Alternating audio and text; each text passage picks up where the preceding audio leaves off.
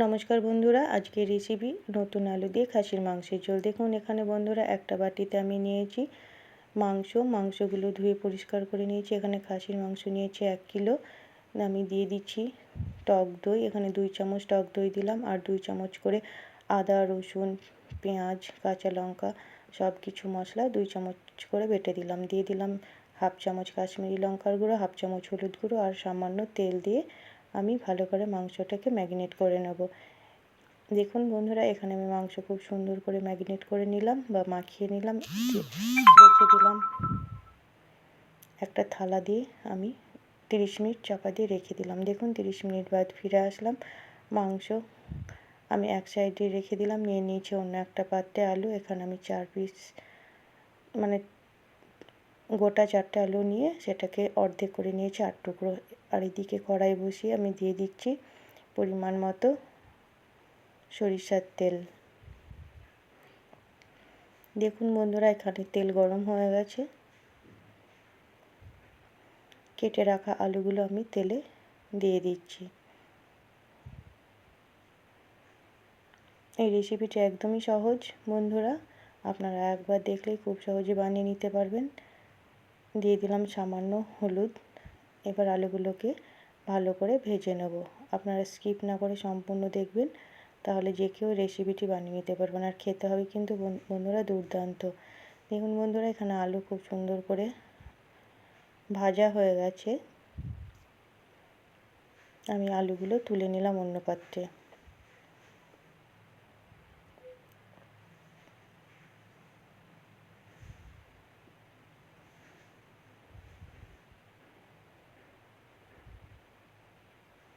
দিয়ে দিলাম গোটা মশলা, লঙ্কা, তেজপাতা, শুকনো লঙ্কা, দারচিনি, এলাচ আর জায়ফল সামান্য, আর একটু জয়িত্রী। এবার কেটে রাখা পেঁয়াজগুলো আমি তেলে দিয়ে দিচ্ছি। এখানে একটা বড় সাইজের একটা পেঁয়াজ নিয়েছি, দিয়ে কুচিয়ে নিয়েছি। এবার পেঁয়াজটাকে একটু ভালো করে ভেজে নেব। দিয়ে দিলাম একটা টমেটো। এখানে বড় সাইজের টমেটো কেটে রেখেছিলাম।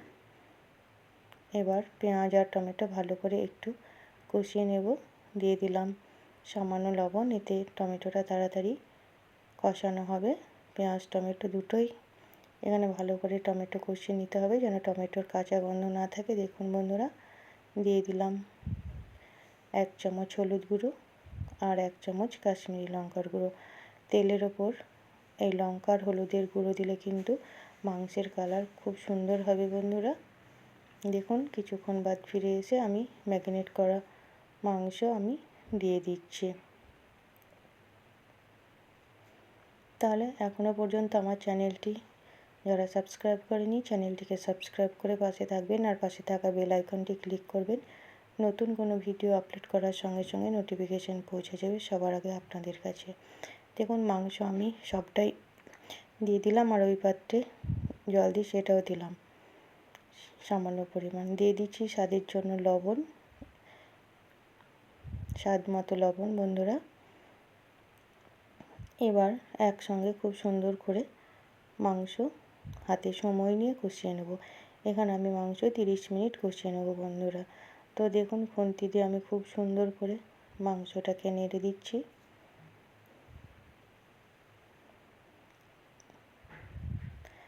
আর সাইডে একটা বাটিতে আমি জল গরম করে রেখেছি। অল্প অল্প জল দিয়ে বন্ধুরা আমি 30 মিনিট আমি মাংসটাকে কষিয়ে নেব। দেখুন 30 মিনিট বাদ ফিরে আসলাম। এবার কড়াই অন্য সাইডে রেখে আমি প্রেসারে বসিয়ে মাংস প্রেসারে দিয়ে সিটি দিয়ে নেব। মাংস তুলে আমি পরিমাণ মতো জল দিয়ে আলুগুলো দিয়ে দিলাম। আর একটু লবণ দিলাম আর সামান্য চিনি। এবার ঢাকা দিয়ে 4টে সিটি দিয়ে বন্ধুরা নামিয়ে নেব। তাহলে দেখুন কত সহজে বন্ধুরা এই নতুন আলু দিয়ে মাটন কারি বা খাসির মাংসের ঝোল তৈরি হয়ে গেল। দেখুন বন্ধুরা কত সুন্দর কালার এসেছে। আমি ঢাকনা খুলে দেখাচ্ছি। তাহলে রেসিপিটি যদি ভালো লাগে লাইক শেয়ার কমেন্ট করবেন আর আপনারা অবশ্যই একবার এইভাবে বানাবেন, দেখবেন খুবই ভালো লাগবে খেতে। দেখুন কত সুন্দর কালার এসেছে। এবার সামান্য শাহি গরম মশলা দিয়ে আমি নেড়ে রেখে দেবো। তাহলে সম্পূর্ণ ভিডিওটি দেখার জন্য বন্ধুরা অসংখ্য ধন্যবাদ আপনাদের। আবারও চলে আসবো নতুন কোনো ভিডিও নিয়ে। ততক্ষণ আপনারা ভালো থাকবেন, সুস্থ থাকবেন।